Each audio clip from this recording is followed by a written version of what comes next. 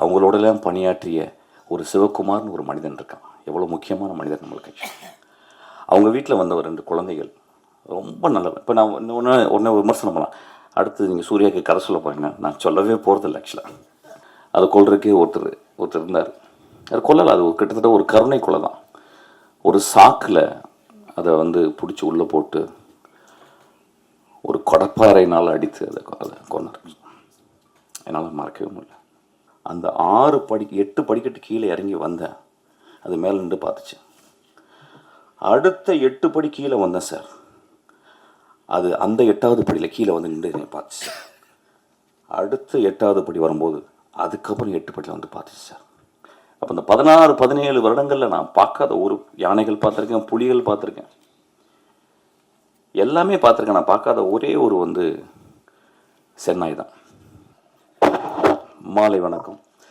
நான் கொஞ்சம் சீக்கிரமாக போகணும், ரெக்கார்டிங் பண்ணிக்கிட்டு இருக்கேன் ட்ரெயின் படத்துக்கு. கிட்டத்தட்ட நகரங்களில் இருக்க எல்லா மனிதர்களும் ஒரு நாள் கிராமங்களிலேருந்து வந்தவங்க தான். இன்னைக்கு இந்த கூத்தை பார்க்கும்போது, first of all I want everybody to stand up and give big standing ovation for those people. அவங்க இந்த கூத்து பண்ணுறதுக்காக எல்லோரும் எந்திரிச்சு அவங்களுக்கு ஒரு ஸ்டாண்டிங் ஓவேஷன் கொடுக்கணும். ஏன்னா இந்த ஸ்டாண்டிங் ஓவேஷன் எழுதிச்சுங்க ப்ளீஸ், எனக்கு நன்றிங்க. ஏன்னா பீத்தாவன் அவருடைய 5th சிம்பனியை அவர் அரங்கேற்றம் செய்யும் போது 11 நிமிஷம் ஸ்டாண்டிங் ஓவேஷன் பண்ணாங்களாம். அதுக்காக உங்களுக்கு ஒரு நிமிஷமாவது ஒரு ஸ்டாண்டிங் ஓவேஷன் கொடுப்போம் நம்ம எல்லாரும்.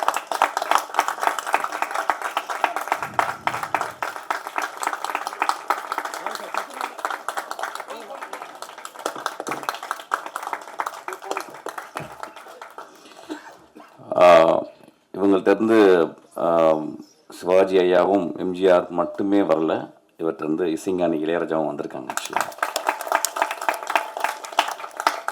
நன்றிங்க, ரொம்ப நன்றி, தேங்க்யூ.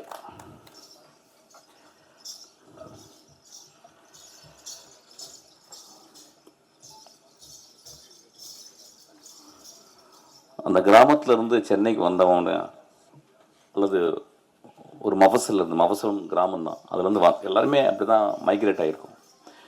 அப்படி வரும்போது இன்றைக்கி அந்த சத்தத்தை பார்த்த உடனே எனக்கு என்னமோ ஒரு பாதி செத்துப்போன மூளையும் பாதி செத்துப்போன இருதயம் எழுந்தது போல் நான் உணர்ந்தேன். ஆக்சுவலாக அந்தளவு ஆதிக்குள்ளே போயிட்டு என்னை எழுப்புச்சு. ஆக்சுவலாக ரொம்ப நல்ல மாலை இது. ஏன்னா நேற்று திடீர்னு குழந்தை என்கிட்ட நீங்கள் வரணும் அப்படின்னு கேட்டால் நான் வரண்டாமா, ஏன்னா என்னுடைய அசிஸ்டண்டா நீ என்கிட்ட போகாமல் ஒர்க் பண்ணி எனக்கு தெரியல. ஓகே, நான் 5ஆவதுல ஒர்க் பண்ணேன். அப்போ ரொம்ப சென்சிபிளான சக்தி. அதுக்கப்புறம் சினிமா பயணத்துலேருந்து வெளியே போயிட்டு அப்புறம் சினிமாவிலே இருப்பான், பட் நிறையா வேலைகள்லாம் செய்வான். ஆக்சுவலாக அவன் ரொம்ப நாளைக்கு முந்தைய ஒரு கதை சொன்னான். இந்த கதை எனக்கு வேக தான் ஞாபகம். ஆனால் சார் இந்த கதை ஒரு நாய்களை பற்றி, அதுக்கு பின்னால் அதுக்கு முன்னால் இருக்க மனிதர்களை பற்றி அப்படின்னா கதை சொல்லுங்க ப்ளீஸ். அந்த போஸ்டரை பார்க்கும்போது அங்கே ஒரு 5-6 மனிதர்களும் இங்கே ஒரு 7-8 நிஜ மனிதர்களும் இருந்ததை பார்த்தேன். ஆக்சுவலாக அந்த நிஜ மனிதர்களுக்காக ஒரு கிளாப் பண்ணுவோம். ஏன்னா ஒரு மேடையில் போய் என்ன பேசுறது அப்படின்றது பெரிய குழப்பம். ஆக்சுவலாக அது எப்படி ஆரம்பிக்கணும்னு நினைத்தல. அப்போ பார்க்கும்போது நான் பார்க்கும்போது இந்த கண்கள்லையும் அந்த கண்கள்லையும் ஒரு டிஃப்ரென்ஸ் பார்த்தேன். அந்த கண்களில் ஒருத்தன் ஒரு ப்ரொடியூசர் பெரிய ஹீரோ ஆகணும் அப்படின்ற மாதிரி ஒரு கனவு இருக்குது. அங்கே ஒரு வில்லன் ஒருத்தர் இருக்காரு, மலையாளத்தில் வில்லனாகவே வந்த மாதிரி இருக்காரு. இந்த பாண்டியராஜன் படத்தில் நான் தான் வில்லனாக நடிக்க வேண்டியது. ஆக்சுவலாக அவர் நடிக்கிறாரு. அது மாதிரி நிறைய குழந்தைகள் நிறைய அவங்க கண்களில் ஏதோ ஒரு பரிதவிப்பும், ஏதோ ஏதோ ஒன்று சம்திங் அப்படின்னு இருக்கு. ஒரு நகரத்தை சார்ந்த நாகரிகத்தை சார்ந்த நிறைய விஷயங்கள் அந்த கண்களில் இருக்கு. அந்த கண்களை பார்க்கும்போது 3 விஷயம் தான் அதில் தெரியுது. ரேஜ் பார்த்தேன், அதாவது ப்ரைமல் எமோஷன், கோபம் கூட கிடையாது, ரேஜ், இட்ஸ் கால்ட் ரேஜ். நாய்களோட ரொம்ப பழகியிருக்கேன். நாய்களோடய வாழ்ந்திருக்கேன். இன்றைக்கி நாய் எல்லாமே இருக்கிறேன். நான் நாய்கிட்ட இருந்து நிறைய கற்றுருக்கேன். நான் தனிமையில் சின்ன வயசில் நான் தனிமையில் இருக்கும்போது எனக்கு வந்து மணின்னு ஒரு நாய் எனக்கு ரொம்ப ரொம்ப ஆதர்சமானது. ஒரு வெள்ளை கலரில் பெருசாக இருக்கும், தலை பெருசாக. அந்த மாதிரி நான் இது வரைக்கும் நான் பார்த்ததே இல்லை. கிராமங்களில் மணி எல்லா நாய்களும் மணியாக தான் கூப்பிடுவாங்க. சொல்லப்போனால் எங்களை வழக்கம், அது வீட்டு முன்னாலே இருக்கும். அது பியூட்டிஃபுல். அப்போ அது வந்து எங்களை ப்ரொடெக்ட் பண்ணுற ஒரு தெய்வமாக தான் இருக்கும். குழந்தைகளை பார்த்துக்கும், பாம்பு பூச்சி வராது. ஏதோ நாங்கள் உணவை பரிமாறிப்போம். ஒரு ஆதி தகப்பன் போல் எங்கள் கூட எப்பயுமே ஒரு நாய் இருந்துக்கிட்டே இருக்கும். நல்ல ஞாபகம், ஒரு 5 வருஷம் கழிச்சு ஒரு நாள் காணோம். நான் தேடினேன், போயிட்டு எங்கம்மான்னு கேட்டால் எங்கள் பாட்டி சொன்னாங்க வந்து இல்லை, அதுக்கு வந்து மனநிலை பாதிச்சிருச்சு, அதை கொண்டு போய் கொல்ல போகிறாங்க அப்படின்ட்டு. நான் ரொம்ப ஓடினேன். எங்கள் ஊரில் அதை கொல்றதுக்கே ஒருத்தர் இருந்தார். அது கொல்லலை, அது கிட்டத்தட்ட ஒரு கருணை கொலை தான். ஒரு சாக்கில் அதை வந்து பிடிச்சி உள்ளே போட்டு ஒரு கொடப்பாறையினால் அடித்து அதை கொண்டார். என்னால் மறக்கவே முடியல. நான் அதில் வந்து பெட்டுங்களை நான் பக்கத்தில் போனதே கிடையாது. நான் என் அசிஸ்டன்ஸ்லாம் கேட்பேன். என் அசிஸ்டன்ஸில் 2 பேர் ரொம்ப பெட்டோட. வெங்கட்னு ஒரு அசிஸ்டன்ட் இருக்கான், ரொம்ப அறிவானவன். அவன் வந்து 2 நாய்களை அவன் வீட்டில் அதுக்கு ஒரு பெரிய பெட்டு மாதிரி 2 பெட்டு கொடுத்து அதை பற்றி பேசுகிறது தான் அவனுக்கு வேலை. அவன் வாழ்நாள் ஃபுல்லாக அந்த நாய்களை பற்றியே பேசிகிட்டு இருக்கான். அந்த 2 நாய்களும் என்னையும் தான் அவனுக்கு ரொம்ப பிடிக்கும்னு நினைக்கிறேன் ஆக்சுவலாக. அப்போ அதை பற்றியே பேசிட்டு ரொம்ப ஆச்சரியமாக இருக்குது. என்னடா இப்போ என்ன பண்ணால் ஒரு படி மேலே போயிட்டு அதுக்கு கேமரா ஃபிக்ஸ் பண்ணி இப்போ நான் ரீரெக்கார்டிங் பண்ணும்போது அதை பார்த்துக்கிட்டே இருக்கான். நான் ரீரெக்கார்டிங் பண்ணுறது கூட பார்க்கல ஆக்சுவலாக. அப்போ எனக்கு ஒரு யோசனை, ஏன் இந்த இந்த இந்த குழந்தைகள் வந்து இந்த நாய் மேலே இவ்வளவு. நான் வரும்போது படித்தேன், எங்கே அந்த டாக் அப்படின்ற வார்த்தை எங்கேருந்து வந்து அதுக்கு வந்து அதுக்கு எங்கேருந்து வந்துச்சுன்னு தெரியல. அந்த எட்டிமாலஜிக்கலாக டோர்க்கா அப்படின்றாங்க. அந்த டோர்க்கான்ற வார்த்தை எப்படி வந்துச்சுன்னே தெரியல லாட்டினில். நான் யோசிச்சிட்டே வந்தேன், எப்படி வந்திருக்கும் ஆதி மனிதன். கடவுளால் படைக்கப்படாத மனிதர்கள் சில பேர் வந்து டார்வின் விதிப்படி மரங்களிலிருந்து கீழே இறங்கி சவானில் நடக்கும்போது அவன் எல்லா மிருகங்களையும் கொன்னுட்டு அதை திங்கணும் அல்லது தன்னை பாதுகாக்கணும் தான் இருந்திருப்பான். புலி சிங்கங்களை திங்க முடியாது, ஓநாய்களை திங்க முடியாது. ஓநாயினுடைய இனம்தான் அது.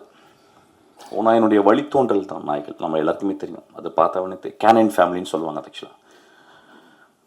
அப்போ எப்படி அந்த மனிதன் வந்து அந்த காட்டை வந்து பயந்து பயந்து பயந்து ஒவ்வொரு அடியாக எடுத்து வைக்கும்போது பாம்பு இருக்கும், பூச்சி இருக்கும், உணவு தேடி போகணும், குழந்தைகளை பார்த்துக்கணும், தாய் தந்தையை பார்த்துக்கணும், இரவானா நெருப்புக்கு கட்டைகளை சேகரிக்கணும், நெருப்புக்கு கல்லை தேடணும். அப்படிங்கும்போது எப்படி ஒரு ஓநாய் எப்படி அது ஒரு மனிதனை சார்ந்து வந்திருக்கும் அப்படின்றது வந்து எனக்கு ரொம்ப டிரான்சிஷன். அந்த டிரான்சிஷன் சொல்லுவாங்க இங்கிலீஷில். அதாவது நம்ம வந்து சினிமா மொழியில் அதிகமாக யூஸ் பண்ணுறது, ஒரு கதையில் ஒரு கதாநாயகன் ஒரு இடத்துல இருந்து மாறி வரான் அப்படின்றது. இப்போ பார்த்தீங்கன்னா one of the greatest transition பார்த்தேன். திடீர்னு கடவுள் தோன்றார், திடீர்னு பிள்ளையார் தோன்றார். எனக்கு இந்த மாதிரி ஒரு பிள்ளையார் நான் வாழ்க்கையில் பார்த்ததே இல்லை. நான் நிஜமாகவே முதல் தடவை நான் பிள்ளையாரை பார்த்தேங்க. நண்பர்களே, ஆதி கலைஞர்கள் ஐயா அவர்கள். நம்ம பார்க்கும்போது ரொம்ப நம்ம எதுவும் சும்மா சிரிச்சுட்டு பார்த்த மாதிரி இருப்போம். பிள்ளையார் இது வரைக்கும் பார்த்துருக்கோமான்னு தெரியல. பிள்ளையாருக்கு எப்படி ஒரு வடிவம் வந்ததுன்னு தெரியல. யாரோ எழுதுனாங்க, எப்படியோ எழுதப்பட்டிருக்கும். அது புனைவா அல்லது புனைவு இல்லையா அப்படின்றது தெரியாது. ஆனால் நெஜ பிள்ளையார் இன்னைக்கு நம்ம பார்த்தலாம். ஒரு துண்டை சுருட்டி, அதுதாங்க, அதுதான் பொயட்ரி, அதுதான் greatest art. I was astounded. அப்போ அந்த ஒரு ஓநாய் ஏதோ ஒரு வகையில் நிச்சயமாக ஓநாய் எப்பயுமே நான் பார்த்துருக்கேன். ஓநாய் வந்து நான் வெளிநாடுகளில் போகும்போது பார்த்துருக்கேன். அதுக்கப்புறம் நான் கிட்டத்தட்ட ஒரு 15-16 வருஷம், ஆமாம் ஒரு 18 வருஷம் மசனங்குடியில் போயிட்டே இருக்கும்போது நான் ரொம்ப பார்க்க ஆசைப்பட்டது. நான் வந்து விலங்குகளை போய் நான் காட்டுக்குள்ளே பார்க்குறதில்ல. எனக்கு என்னமோ எல்லாருமே இந்த சஃபாரின்னு சொல்லுவாங்க, but I don't believe that. ஏன்னா அது இருந்த இடத்துல நம்ம போயிட்டு அதை போய் ஒளிஞ்சு நின்று பார்க்குறது, ஜீப்பில் நின்று பார்க்குறது, லைட் அடித்து பார்க்குறதுன்றது எனக்கு நம்பிக்கை இல்லை. அதை எப்பயாவது வரும்போது என் நண்பர் வீட்டில் தங்கியிருக்கும் போது அந்த காட்டில் அப்படி வந்துட்டு போகும்போது நான் பார்ப்பேன். அப்போ இந்த 16-17 வருடங்களில் நான் பார்க்காத ஒரு யானைகள் பார்த்துருக்கேன், புலிகள் பார்த்துருக்கேன், எல்லாமே பார்த்துருக்கேன். நான் பார்க்காத ஒரே ஒரு சென்னாய் தான். அந்த சென்னாய் நான் ரொம்ப எக்ஸாட்டிக்கான ஒரு அனிமல். அது மனிதர்கள் கண்களே அது தோணாது. அப்போ ஒரு நாள் நான் ஒரு இடத்துலேருந்து ஒரு இடத்துக்கு நான் ஒரு மத்தியானம் போகும்போது 2 நாய்கள், சென்னாய்கள். இப்போ நாயின்னு சொல்லும் போது இந்த சமூகம் அதை ஒரு கீழே தான் பார்க்குறாங்க. நான் அந்த தோணையில் பேசலை. அந்த 2 உருவங்கள் நம்ம கொடுத்த பேர் இது. பைரவர்கள் வேணால் சொல்லலாம், ஆதி பைரவர்கள் வேணால் சொல்லலாம். அவங்க 2 பேர் நடந்து போனதை பார்த்தேன். நான் பிரேக் போட்டுட்டேன், அது அப்படியே நடந்து போகுது. அந்த 2ம் அந்த காட்டுக்குள்ளே ஒரு பகுதியிலேருந்து இன்னொரு பகுதிக்கு போகும்போது நான் பார்த்தேன். அந்த மனிதன் போட்ட அந்த பாதையிலே அந்த அந்த அஸ்பால்ட், அந்த ரோட்டில் 2 பேர் நடந்து போகிறாங்க. அதேமா அது காதலனும் காதலியாகவும் கணவனும் மனைவியாக தான் இருக்கும். என்னை பார்த்து அப்படி ஒரு அந்த வண்டியை பார்த்துட்டு, ஒரு அசிங்கமான அந்த ஜீப்பை பார்த்துட்டு அப்படியே திரும்பி போகிறாங்க. அந்த ஒரு செகண்ட் தான் நான் பார்த்தேன். அப்படி அந்த காட்டுக்குள்ள ஒரு நாய்களை பார்த்து, செந்நாய்களை பார்த்து பயப்படுற மிருகங்கள் என்னென்னா, எல்லா மிருகங்களும் பயப்படுமா. யானை முதற்கண்டு பயப்படுமா. ஏன்னா ஒரு செந்நாய் எப்படி வேட்டையாடும் அப்படின்னா, ஒரு புலியை துரத்திட்டு நாலா பக்கம், எப்பயுமே செந்நாய் ஒரு 10-15 பேர் தான் வருவாங்க. அதாவது நீங்கள் ஆர்ட் ஆஃப் வாரை படிக்கணும்னா செந்நாய் படிக்கணும். அது எப்படி ஸ்ட்ராட்டஜின்னு. ஒரு 10-12 நாய் அது சுற்றின உடனே விரட்டி ஓடுமா. கிட்டத்தட்ட ஒரு 10 கிலோமீட்டர் விரட்டுமா, பின்னாடி போயிட்டே இருக்குமா. கடைசியில் அந்த புலியோ சிறுத்தை ரொம்ப டயர்டாகி ஒரு மரத்தில் ஏறிடுமா. அந்த மரத்தில் ஏறினவுடனே இது நடக்குமா. அது ஒரு 5 மணி நடந்துச்சுன்னா அந்த நாய்கள் அந்த மரத்துக்கு கீழே அப்படியே 10 நாள் அப்படியே உட்காந்துருமா. ஒரு அந்த இரவு ஃபுல்லாக உட்காந்துருமா அந்த 10 நாய்களும். காலையில் ஒரு 6 மணிக்கு இன்னொரு 10 நாய்கள் இவங்களை ரிலீவ் பண்ணுவாங்களாம். இவங்க எந்திரிச்சு போவாங்களாம். அந்த 10 நாய் உட்காருமா. அன்னைக்கு இரவு ஃபுல்லாக உட்காந்துமா. மறுநாள் இரவில் அது அந்த சிறுத்தை மயங்கி கீழே வந்துடுமா. அதை உணவாக எடுத்துக்கொண்டு தன்னுடைய குழந்தைகளுக்கும் தான் தின்று மீதியை தன் தொண்டைக்குள் வைத்துக்கொண்டு தூரத்தில் இருக்கும் அந்த 10 கிலோமீட்டர் தூரத்தில் இருக்கிற அந்த மரப்பொந்துகளில் அல்லது மலை பொந்துகளில் ஒளிந்திருக்கும் அந்த மனைவி மக்களுக்கு, தாய் தந்தையருக்கு கொண்டு போய் கக்கி அதை கொடுக்குமா. ஏதோ ஒரு வகையில் நம்ம பிராணிகளை ஒத்து பார்க்கறத தவறிட்டோம், அல்லது மனிதர்களை ஒத்து பார்க்கறத தவறிட்டோம். இந்த கண்களை ஒத்து பார்த்தீங்கன்னா, அந்த கண்களில் தி போஸ்ட் அனிமலிஸ்டிக்கான ரொம்ப தேவையான ஒரு வனத்தை பாதுகாக்கிற அந்த 3 பார்வைகள் இருக்கும். ஒன்று ரேஜ், அதுக்கப்புறம் புரியாத தன்மை. என்ன நடக்குது நம்மளை பற்றி, என்ன இங்கே அலங்குன்னு ஒரு படம் பண்ணுறாங்களா, நம்ம என்ன பண்ணுறோம். ஏன்னா எல்லாருமே நடிக்கலாம். ஏன்னா எல்லாருக்குமே சிவாஜி ஆகணும், கமல்ஹாசன் ஆகணும், அப்படி ஆகணும் ஆசை அப்படின்னோம். ஆனால் அதை நடிக்க வைக்கும்போது அது என்ன பண்ணும் ஆக்சுவலாக அதுக்கு டேக்கெல்லாம் சொல்ல முடியாது. ஓகே டேக், இது நல்லா கொஞ்சம் வேறு மாதிரி பண்ணுங்கள் அப்படின்னு சொல்ல முடியாது. ஸோ நம்ம என்ன பண்ணணும், கேமரா கொண்டு போயிடுச்சு, வி ஹேவ் டு வெயிட். நான் ஒரு 2-3 தடவை நாய்களோட நான் ஒர்க் பண்ணியிருக்கேன். நீங்கள் டேக்கெல்லாம் சொல்ல முடியாது. அங்கே போய்ட்டு நீங்கள் மூட் அவுட்லாம் ஆக முடியாது, அது மூத்திரம் அடிச்சிடும். So you have to wait patiently, you have to. அப்புறம் அதுக்கு ஸ்கிரிப்ட் வேறு மாதிரி எழுதணும். இப்போ இங்கேருந்து அதை வரணும் அப்படின்னா அது டாக்டர் என்னட்டு சொல்லி, சார் இது வரணும் அப்படின்னா அவர் டாக்டர் என்ன இங்கே நிற்பார், அது வரும் ஏதோ சொன்னோன்னே. சில டைம் கோமாய் போடாமல் அப்படி கூட போயிடும் ஆக்சுவலாக. Then we have to wait. அப்புறம் then we have to wait. நான் ஒரு நாள்லாம் வெயிட் பண்ணியிருக்கேன். ஸோ ஒரு நடிகர்கள் முன்னால் நடிக்கவே தெரியாது அந்த ரேஜ், புரியாத தன்மை. அதுக்கப்புறம் 3வது பார்வையாக அங்கே ஒத்து பார்த்தீங்கன்னா ஒரு பெரும் கருணையை உள்ள பார்க்கலாம்.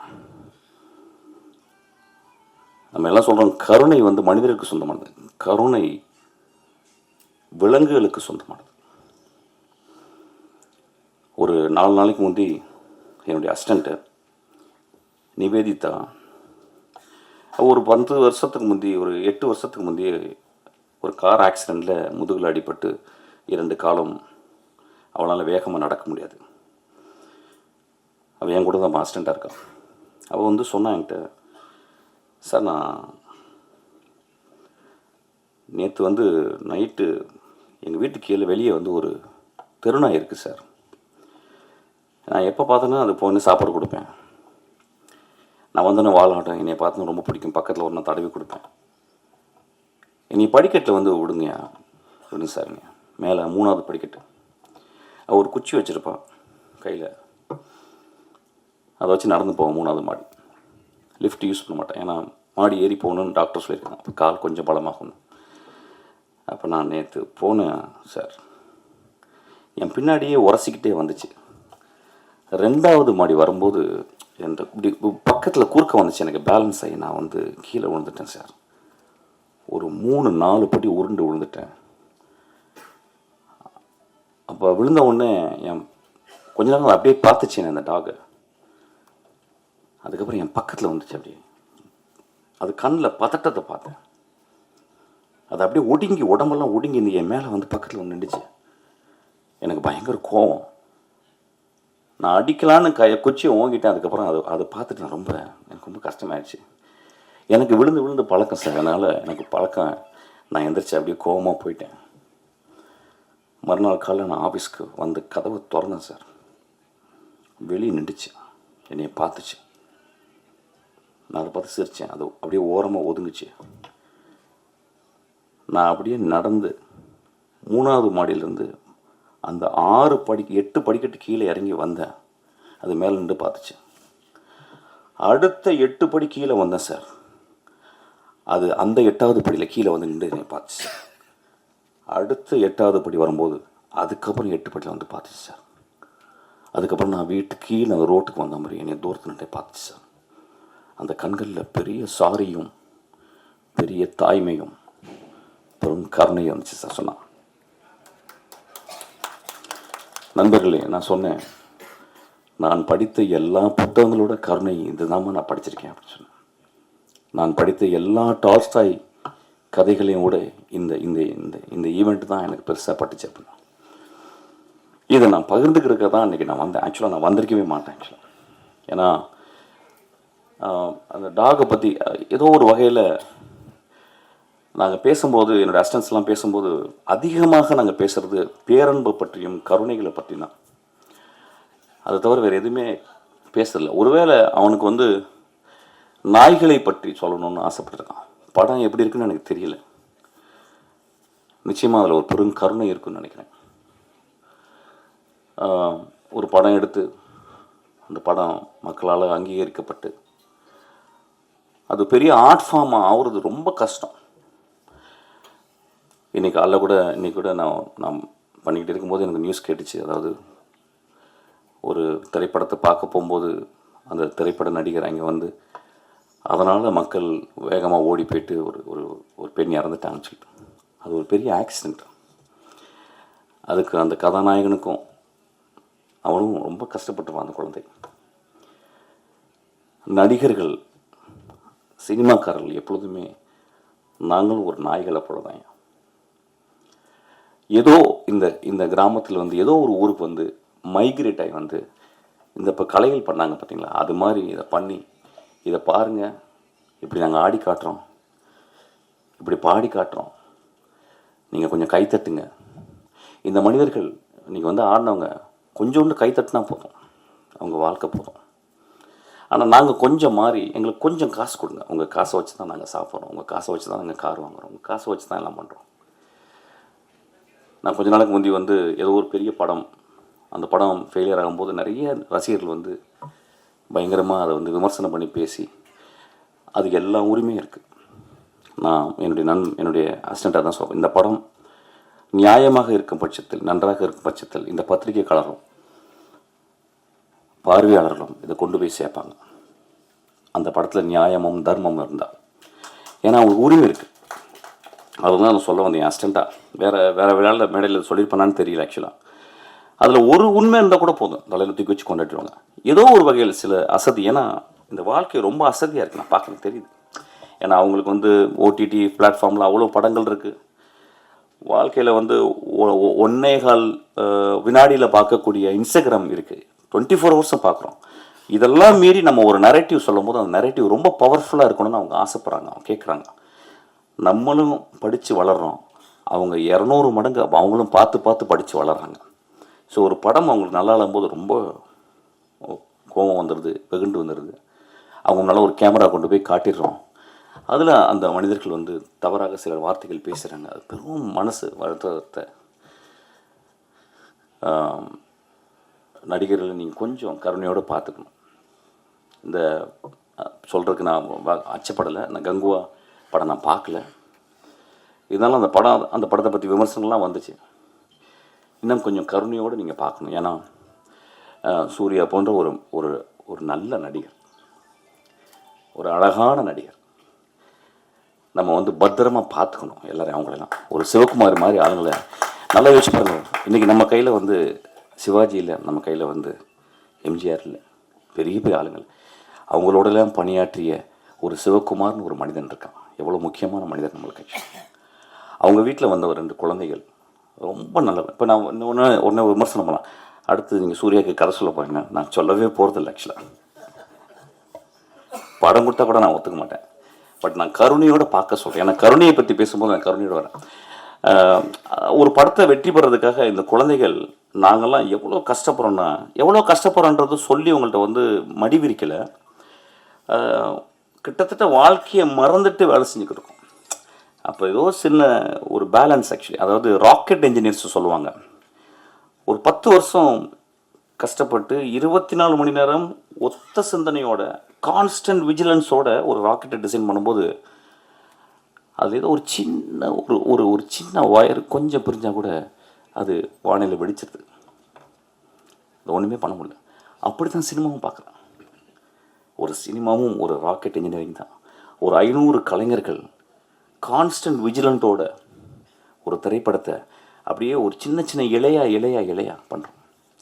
சில டைம் ரொம்ப அங்கே அந்த மூத்த கலைஞன் ஒருத்தர் இருப்பான், அந்த டைரக்டர்னு ஒருத்தர் இருப்பான் பாருங்க. அவன் வந்து ஒரு இறப்பை நோக்கி போகிற அளவுக்கு போகும்போது தான் ஒரு படைப்பு உருவாகுது. அவன் அங்கே செத்து போவான். கடைசியில் அந்த நாளை வந்து ஃபைனல் அந்த ஷாட் முடிஞ்சு அந்த அந்த அந்த ஃபைனல் மிக்சிங் முடியும் போது பார்த்தீங்கன்னா, வெளியே வரும்போது பார்த்தீங்கன்னா நல்லா ஞாபகம் இருக்குது. ராஜீவ் மேனன் சொன்னதான் ஒரு தடவை, யாரையும் அது ஃபைனல் ஏதோ இப்போ உள்ளே போகும்போது யாரையும் அது கீழே பட்டு கிடக்குற அப்படி செருப்புக்குள்ளே அப்படின்னு. சார் அவர் பேர் பாலான்னு சொன்னாங்களாம். அதுதான் சேது பாலா. செத்து போகிற தரம் தான் அந்த டைமில் தான் அந்த படம் உருவாகுது ஆக்சுவலாக. அப்போ ஒரு படம் உருவாகும்போது நம்ம வந்து படம் நல்லா இல்லைன்னு சொல்கிறதுக்கு ரொம்ப உரிமை இருக்குது. ஏன்னா நீங்கள் 150 ரூபா கொடுக்குறீங்க. அப்புறம் ஒவ்வொரு பத்திரிக்கையாளரும் எல்லாம் சினிமா தெரிஞ்சவங்க. நான் நான் சொன்ன சித்திரம்பேசிரி பார்த்து நான் கதை சொன்னேன், ஏவிஎம்மில் சொன்னேன். அது நல்லா இருக்குன்னு சொன்னவர் அங்கே உட்காந்துருக்கிற வெள்ளை சட்டை போட்டவர் துளசி பெருமாள். அவர் நல்லா இல்லைன்னு சொல்லியிருந்தால் நான் நல்லா இருந்திருக்க மாட்டேன். ஸோ அவங்க தான் பத்திரிக்கைங்க. நம்மளும் அதை ரொம்ப புரிஞ்சுக்கணும். இது 2 பேரும் கையை கோர்த்து படங்கள் நல்லா இல்லாட்டினாலும் அதில் இல்லையா இப்படி பண்ணலாயா இப்படி பண்ணியிருக்கோனியா அப்படி சொல்லலாம். சினிமாவை எல்லோரும் நம்ம பத்திரமா பார்த்துக்கணும். ஏன்னா சினிமா மட்டும்தான் அறத்தையும் அழகையும். இப்போ நீங்கள் பார்த்தீங்கன்னா என்ன ஒரு பெர்ஃபார்மன்ஸ், வாட். எனக்கு வந்து இன்றைக்கி நைட் ஃபுல்லாக பேசிகிட்டே இருக்கலாம் போல இருந்துச்சு. இந்த படம் இந்த மனிதர்களுக்காகவும் அந்த நடிகர்களுக்காகவும் ஓடணும்னு நான் வந்து கேட்டுக்கிறேன். நான் வரும்போது ரொம்ப டயர்டாக வந்தேன். ஆனால் ஒரு 200 நாளுக்கு வந்து நான் சக்தியோடு இயங்கக்கூடிய அளவுக்கு இந்த மனிதர்கள் வந்து இன்றைக்கி ஒரு எக்ஸ்ட்ரானரியான ஒரு பெர்ஃபார்மன்ஸ் பார்த்தேன். இந்த பெர்ஃபார்மன்ஸை யார் டிசைன் பண்ணான்னு தெரியல. மேபி என்னுடைய டைரக்டர் டிசைன் பண்ணான்னு தெரியல. ஏன்னா ஹூ அவர் டிசைன்ட் இந்த மாதிரி ஒரு பெர்ஃபார்மன்ஸ் பண்ணவங்க வந்து ரொம்ப ஒரு அறிவான, ரொம்ப மனதுக்கு ரொம்ப ரொம்ப எளிமையான மனிதர்கள் தான் இந்த மாதிரி சொல்ல முடியும். I'm so moved by them. I'm so thankful to them. இந்த படம் ஓடணுன்னு நான் மனிதர்களை கேட்டுக்கிறேன். இந்த படம் நியாயமாக இருந்தால் ஓடுன்ற சக்தி, பயப்படாத. இல்லைன்னா அடுத்த படம் பண்ணுவோம், அதையும் ஒழுக்கமாக பண்ணுவோம். அதான் ரொம்ப முக்கியம். Thank you so much. இந்த படத்தில் ஏதோ ஒரு உண்மை இருக்குது, இந்த படத்தில் ஏதோ ஒரு கருணை இருக்குது, இந்த படத்தில் ஏதோ அறம் இருக்குது. Thank you so much.